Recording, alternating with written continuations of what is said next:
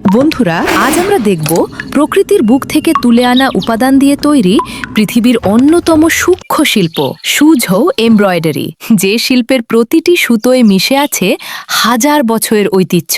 সবকিছু শুরু হয় পাহাড়ের দুর্লভ খনিজ পাথর থেকে।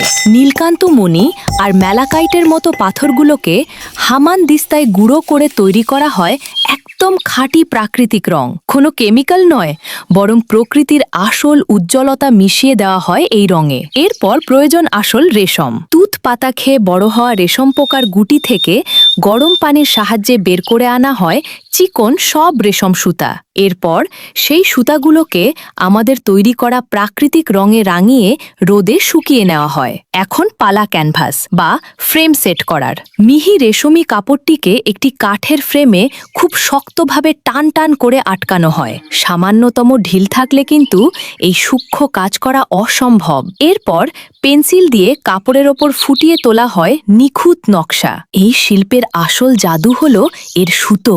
অবিশ্বাস্য মনে হলেও সত্যি যে একটি সাধারণ রেশম সুতাকে আঙুলের কৌশলে ছিঁড়ে চুলের চেয়েও প্রায় 120 গুণ পাতলা করা হয়। এরপর কয়েক হাজার সূক্ষ্ম সেলাইয়ের মাধ্যমে তৈরি হয় জীবন্ত সব ছবি। দেখুন, মাছের আঁশগুলো কতটা বাস্তব মনে হচ্ছে। সুঝৌ এমব্রয়ডারি মানুষের হাতের ছোঁয়ায় পাথর আর পোকার গুটি কিভাবে শিল্পে পরিণত হয় তা সত্যিই বিস্ময়কর। ভিডিওটি ভালো লাগলে লাইক দিতে ভুলবেন না।